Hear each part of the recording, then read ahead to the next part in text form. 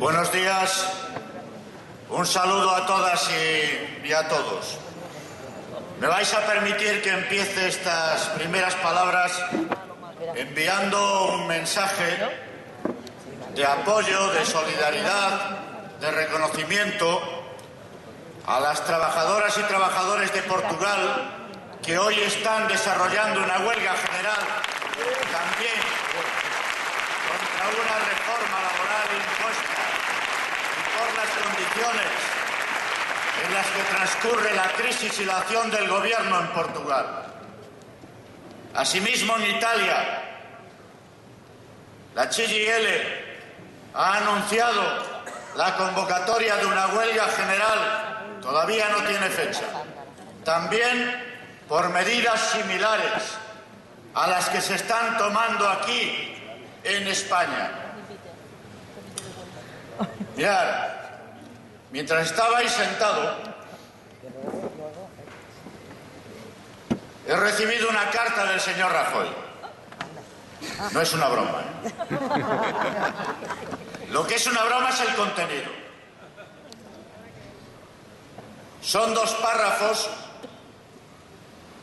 Antes nos había contestado a través del jefe del gabinete, en los que dice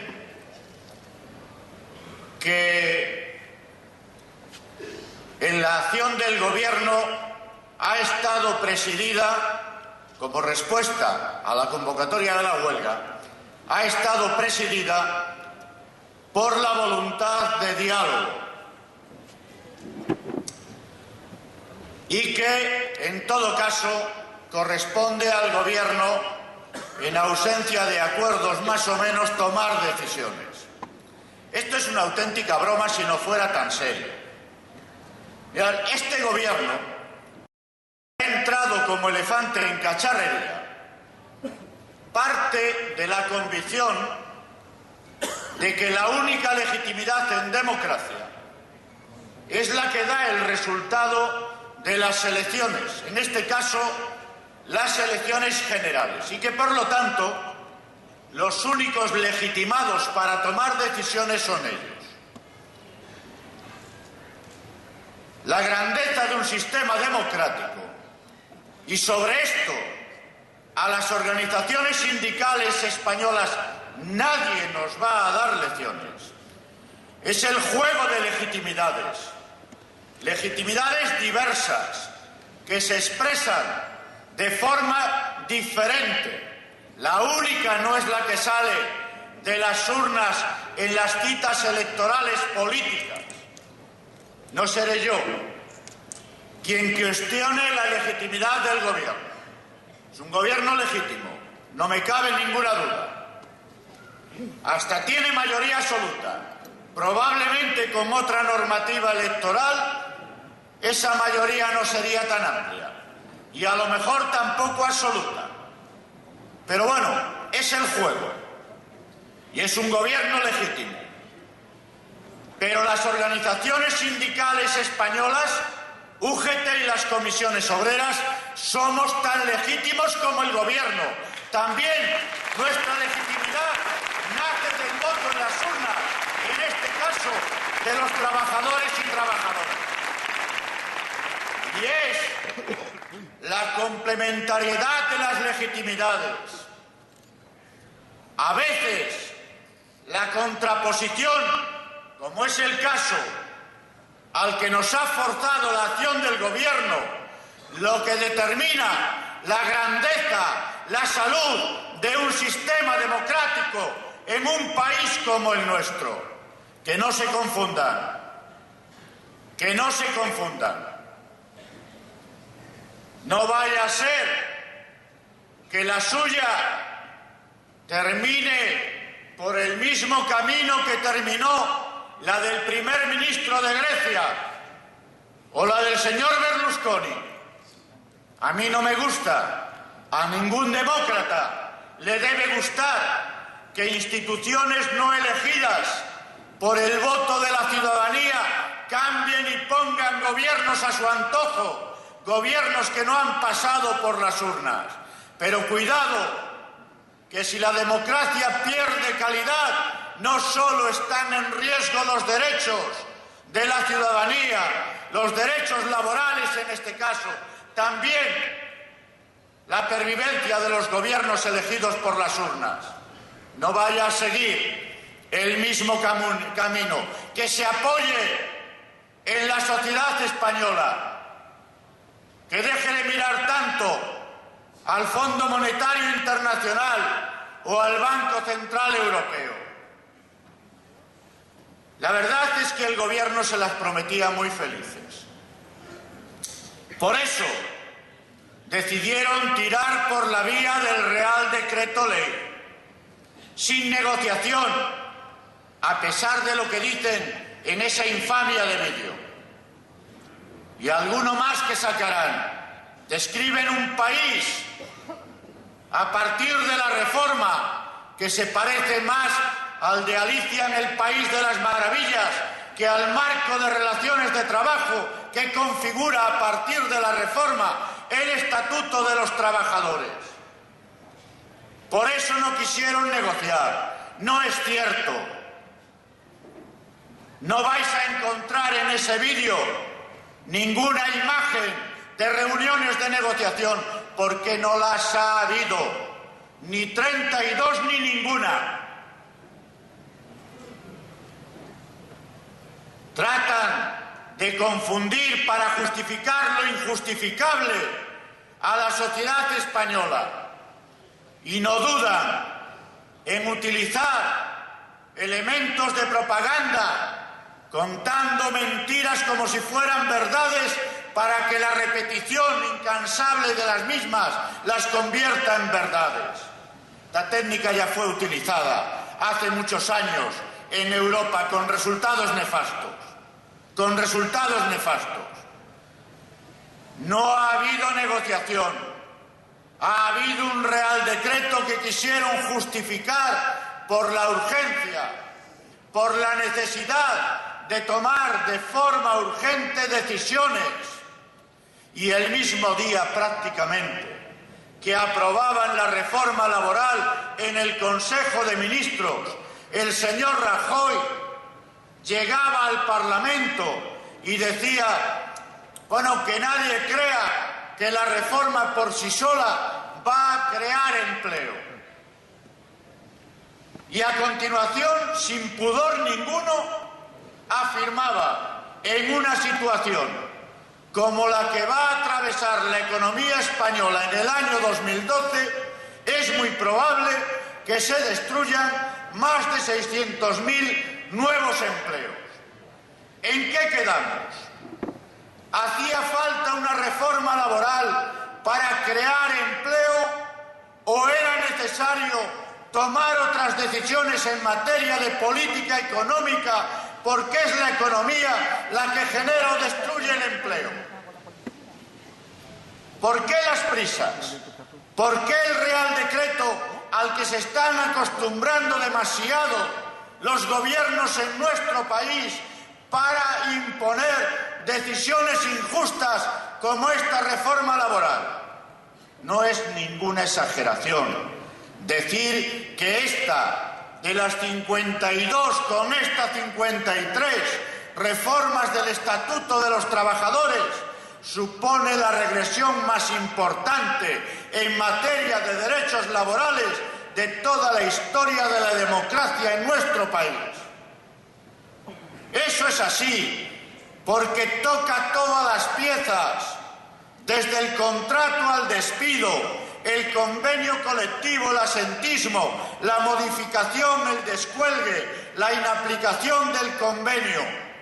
Y lo hace todo en sentido regresivo, desequilibra seriamente las relaciones de trabajo a futuro en nuestro país. Por eso no quieren discutir, por eso han rechazado la idea de aprovechar el mes de marzo para, en paralelo al proceso de tramitación parlamentaria, hacer una discusión, una negociación, la que tenía que haberse llevado antes. Ahora no hay argumentos que oponer a la razón de las organizaciones sindicales confiaban, todavía confían, en que el miedo paralizase a la sociedad española, utilizan a los 5,3 millones de personas en situación de desempleo. Entre los menores de 25 está haciendo estragos el paro, más del 50% de ellos en paro. Les utilizan como rehenes para chantajear con el desempleo al conjunto de la sociedad española, para provocar esta involución radical en los derechos del mundo del trabajo. No es la reforma para la contratación. Es la reforma para favorecer el despido. Conciben una forma de organizar las relaciones de trabajo que es incompatible con un sistema democrático. Por eso, algunos, los más atrevidos, cuando hacen comparaciones, las establecen con China. Quieren que la economía española, a costa de los derechos de la gente del mundo del trabajo, compita exclusivamente con bajos salarios, con escasa protección social, salarios, cotizaciones sociales, modelo social, derecho del trabajo, son los objetivos que tienen en el punto de mira. La reforma es un primer paso en un camino para un cambio del modelo de organización social en nuestro país.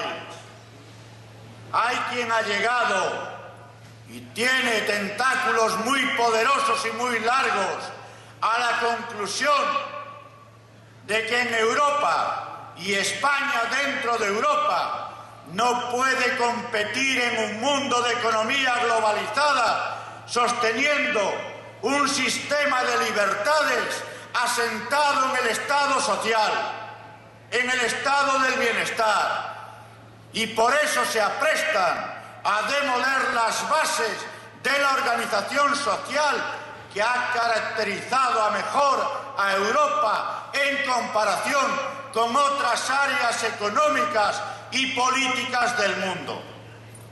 Esa es la operación. Por eso, una de las piezas muy importantes de esta reforma es lo que tiene que ver con el convenio colectivo. No es a por los sindicatos, a los sindicatos para evitar que desde la organización colectiva de la defensa de los intereses del mundo del trabajo se oponga una línea de resistencia frente a este brutal ataque. Es el convenio colectivo, la pieza que buscan. Han bebido en las fuentes de Margaret Thatcher o de las reformas practicadas en Irlanda. En los tiempos de Margaret Thatcher, cuando llegó al poder, había un nivel de cobertura en la negociación colectiva similar al de ahora en España. Y lo mismo en Irlanda. Acabaron con el convenio colectivo sectorial, la ultraactividad, el tratamiento de la ultraactividad. Está pensado para esto.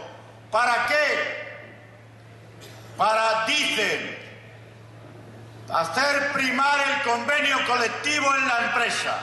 Y quieren que nos traguemos la martingala de que va a haber 3 millones de unidades de negociación colectiva en nuestro país, que son el volumen de empresas que hay en España. No, lo que quieren es mucho más simple. Convenios colectivos sectoriales, se acabó en 2 años o 3, 4 a lo sumo, la referencia. Le han dado la pista a las organizaciones empresariales. En la crisis solo tienen que esperar 2 años para hacer decaer el convenio. A partir de ese momento, a la ley, al salario mínimo, a las condiciones mínimas establecidas por este Estatuto de los Trabajadores renovado. Y en las empresas, 99,23%, dice la exposición de motivos del Real Decreto Ley, no lo decimos nosotros, de las empresas en este país tienen menos de 50 personas en su plantilla. ¿Qué convenio colectivo se va a negociar en una empresa de 2, de 5, de 15, de 25 personas? ¿Qué convenio colectivo? El que prepare la gestoría de enfrente, y llegará el empresario y le dirá a los trabajadores por la mañana: este es tu convenio, cuando salgas me lo firmas, y si no, no vuelvas, y si no, no vengas ya a trabajar mañana. Quieren expulsar, esta es la operación de verdad, a millones de trabajadores de la cobertura del convenio colectivo, y por eso necesitan arruinar la capacidad de intervención de las organizaciones sindicales. No es porque seamos nosotros, no, es porque es la organización del mundo del trabajo lo que les estorba para su modelo de sociedad. Son muchas más cosas, lo sabéis. Por primera vez, un gobierno se ha atrevido a introducir en el Estatuto de los Trabajadores una medida como la que han metido, que afecta a cerca de 750.000 personas que trabajan en las administraciones públicas. El personal laboral. Hay medidas para el sector privado, casi todas, y una dirigida especialmente a este colectivo. Supongo que primer paso para cambiar el marco de relaciones laborales en el conjunto de las administraciones públicas en nuestro país. Dice, cuando hablan de las causas de despido y meten a las administraciones públicas ahí, la reducción persistente de ingresos. ¿Cuánto de persistente? 9 meses, ni un año, ni un ejercicio económico. Será causa suficiente para el despido. Prohíbe el Estatuto de los Trabajadores, en su nueva versión, la aplicación de expedientes de regulación de empleo o de reducción de jornada en las administraciones públicas, y directamente tienen que ir al despido para cualquier ajuste, si eso se pone en correspondencia. Con que quien tiene la llave a través de los impuestos y los presupuestos generales del Estado para determinar el nivel de ingresos de las administraciones públicas, la conclusión es bien fácil. La conclusión es bien sencilla. Ahora en esta operación, por ejemplo, de financiación de las facturas de los ayuntamientos, que está bien que paguen a los proveedores para que sostengan la actividad y el empleo, les ponen una condición: presenten ustedes un plan de viabilidad, y un plan de viabilidad que contenga reducción de costes, incluidos los costes laborales, reducción de plantillas o reducción de salarios o la combinación de ambos. Y dice el secretario de Estado de Hacienda: en las administraciones públicas en España sobran del orden de 450.000 trabajadores y trabajadoras. ¿Qué más señales necesita algún sindicato corporativo que está esperando a los presupuestos para movilizar a los trabajadores y trabajadoras en la función pública, para convocar con nosotros la huelga general? Menos mal que tienen a comisiones y tienen a la UGT como referencia.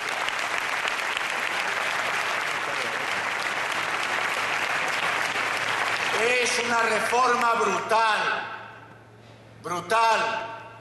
Han visto el resultado de las manifestaciones del día 19, del 29, del 11. No ha sido suficiente. Se han negado a sentarse en la mesa de negociación, a buscar soluciones consensuadas, porque es cierto que España atraviesa una situación complicada. Por cierto, las políticas que se están desarrollando, que en lo económico descansan exclusivamente en el ajuste para el equilibrio, dicen, de las cuentas públicas, son suicidas y están provocando un agravamiento de la situación. Dicen, para desmotivar la huelga y la asistencia, la participación en la misma. Y lo dicen tanto desde el Gobierno como desde la COE. Es una huelga política. Es una huelga ilegal, escribe ayer la COE en una circular que envía a sus organizaciones. La de Castilla y León da un paso más. El señor Terciado, que es presidente de CEPIME y presidente de la patronal de Castilla y León. Hay que filmar a los piquetes y ponerlo en manos de los juzgados y de la policía el mismo día de la huelga. Este señor, yo no sé si ha leído a Orwell su novela sobre 1984, una preciosa novela. El gran hermano, las movilizaciones, el ejercicio del derecho democrático de manifestación, de huelga, ni son algaradas, ni van contra el sistema democrático.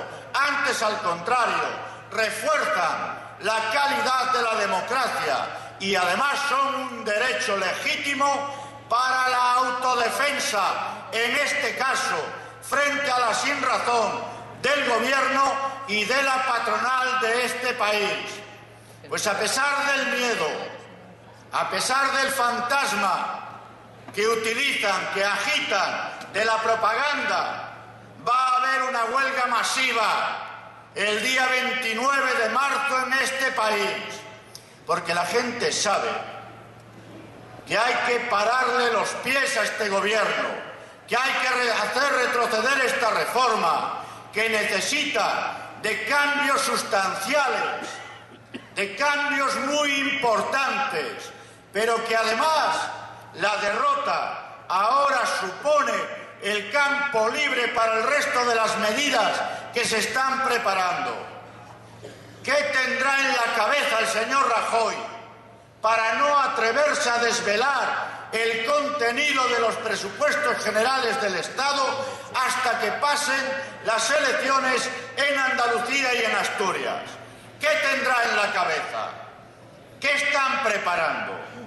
Más allá de los 16.000 millones de euros de ajuste del primer paquete de recortes, más allá de los efectos que sobre la educación pública, la sanidad, la dependencia, los servicios sociales, las pensiones, el empleo público, ya están teniendo esas políticas. Es imposible, no puede hacerse sin un grave quebranto económico y social y para el empleo. Sacar de la economía 60.000 millones de euros, que es lo que se derivaría del mantenimiento de ese objetivo de déficit público del 3% para el año 2013, no es posible si al mismo tiempo no se mete la piqueta a la educación pública, a la sanidad pública, a la dependencia, a la atención a la familia, a los servicios sociales y al empleo. Aquí hay una ingente operación diseñada para transferir al ámbito de lo privado recursos que hoy circulan por lo público en esa operación de desmontaje del Estado social en nuestro país. Por eso es tan importante, compañeros y compañeras, una gran confluencia social, cívica, ciudadana, como se nos decía esta misma mañana aquí. No basta con las solas fuerzas del mundo del trabajo. Hay que provocar una gran convergencia ciudadana en defensa del estado del bienestar, del derecho del trabajo, sí, pero del estado del bienestar, de nuestro modelo social, para que no se apropien también para el beneficio privado de él. Mirad, que tome nota el señor Rajoy. Preside un gobierno legítimo, cierto, tiene crédito, cada vez menos. El crédito no es para siempre, no es para siempre. Que se preocupe más de cuidar el crédito del gobierno y su partido con la ciudadanía española y no tanto para ganar el aplauso del Fondo Monetario Internacional o del Banco Central Europeo o de la canciller Merkel o del señor Sarkozy. Estos no le van a sostener en el gobierno y le borrarán si no cumple sus expectativas, como borraron a otros.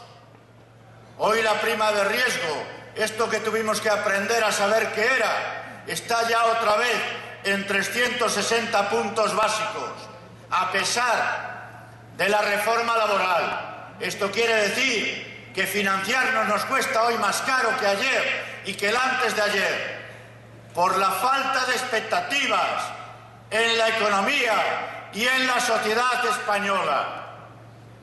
Eso es lo que va a arruinar su crédito. Dicen, no va a cambiar nada, ya pueden hacer todas las movilizaciones que quieran, que el gobierno no va a cambiar y va a seguir con la dinámica de reformas. Quieren llevar el desánimo a la sociedad. Para la gente de poca memoria, conviene recordarles que las manifestaciones, las huelgas, las movilizaciones, entre otras cosas, mirad si sirven, han servido para traer una democracia a España, porque el dictador murió en la cama, pero la dictadura murió en la calle, con las huelgas de los 70, con las manifestaciones y movilizaciones de los 70. No hace falta ir tan lejos. No hace falta irse tan lejos. El señor Rajoy, que no le vaya a pasar ahora, está a tiempo de evitarlo, lo que le sucedió cuando era vicepresidente con el gobierno del señor Aznar. 16 de abril, reforma laboral, decretazo. 20 de junio, huelga general. Cayeron 6 ministros como consecuencia de aquella huelga. Aún así no cambiaron. 5 de octubre, movilizaciones masivas nuevamente en España. Cambió la reforma laboral. Menos algunas cosas, algún recadito que nos dejaron, como el despido exprés, que ahora empeora en el tratamiento con la reforma. Mirad si sirvieron las huelgas. No hace falta ir a 35 años atrás. En el año 2002, cuando el señor Rajoy era vicepresidente. Que no le suceda ahora que es presidente lo que le sucedió en aquella ocasión a su gobierno. Porque además, si se cree el señor Rajoy, su partido y su gobierno, que el día 29 es la estación final, el último tramo del recorrido para el movimiento obrero en este país, se confunde nuevamente de medio a medio. Esta lucha será tanto de prolongada como terco sea el gobierno a la hora de decidir mantener y no corregir lo realizado hasta ahora. No va a poner en las fechas, como no ha puesto esta. las vamos a poner UGT y Comisiones Obreras. Esta huelga la